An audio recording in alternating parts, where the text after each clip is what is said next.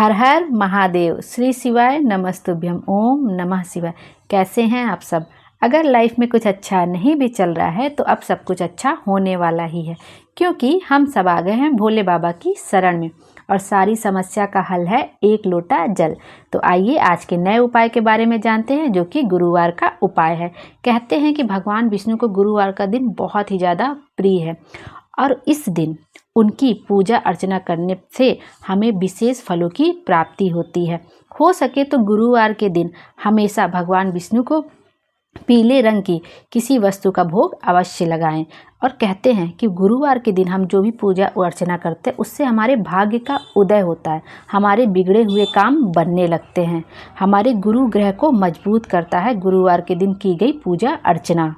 यह उपाय वह लोग कर सकते हैं जिनकी नौकरी नहीं लग रही। बहुत दिनों से वो सरकारी नौकरी की तैयारी कर रहे हैं लेकिन उनको सफलता नहीं मिल पा रही। वो बहुत मेहनत भी कर रहे हैं लेकिन पॉइंट नंबरों से कभी कभी वो चूक जा रहे हैं, तो उनको यह उपाय अवश्य करना चाहिए।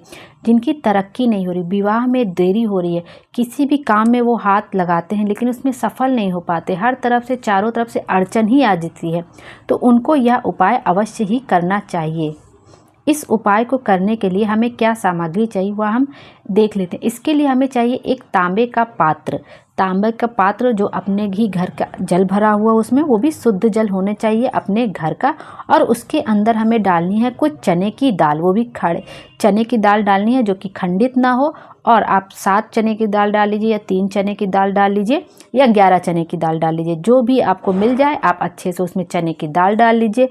और अब उस जल के पात्र को आपको लेके जाना है केले के वृक्ष के नीचे और उसकी जड़ में, केले के वृक्ष के जड़ में आपको 11 बार, ध्यान रखिएगा नंबर 11 बार, ओम नमो भगवते वासुदेवाय नमः, ओम नमो भगवते वासुदेवाय नमः का जाप करके आधा लोटा जल, आप जो 1 लोटा जल भर के ले गए उसका आधा लोटा जल वहाँ पर समर्पित कर देना है।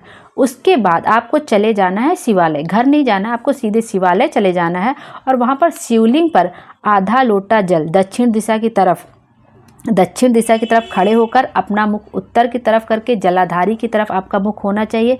जलाधारी वो जहाँ से जल बहकर नीचे की तरफ गिरता है, उसका मुख हमेशा उत्तर की तरफ होता है, तो आप उधर उत्तर की तरफ मुख करके दक्षिण दिशा की तरफ खड़े हो जाइए। और ये जो आधा लोटा जल आपका बचा हुआ है उसको आप शिवलिंग पर समर्पित करिए बृहस्पतिश्वर महादेव का नाम लेकर।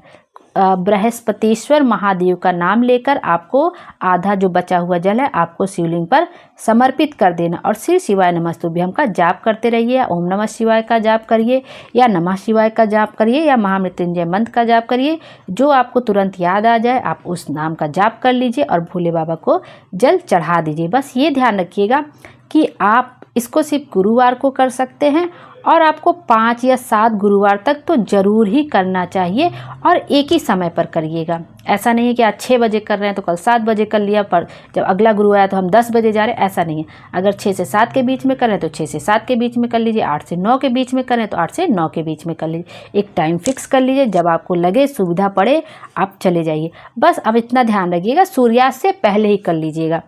सूरज डूबने से पहले ही आप ये दिन में किसी भी समय कर सकते हैं। बस सूरज ढल जाए उसके बाद बिल्कुल भी मत करिएगा, तो सूर्यास्त से पहले ही आपको यह उपाय कर लीजिए। आपकी नौकरी जरूर लगेगी। नौकरी में अगर तरक्की रुकी है तो वह होगा, विवाह जिनका समय से नहीं उनको हो जाएगा।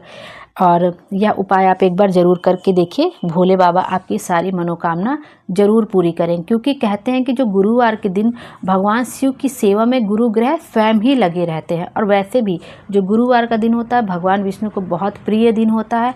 और जब आप आधा लोटा जल केले के वृक्ष के नीचे चढ़ाएंगे और उसके बाद शिवलिंग पर जाके चढ़ाएंगे तो आपकी मनोकामना अवश्य ही पूरी होनी है।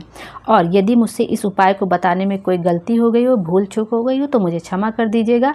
श्री शिवाय नमस्तुभ्यम, हर हर महादेव। भोले बाबा हम सबकी मनोकामना पूरी करें। धन्यवाद।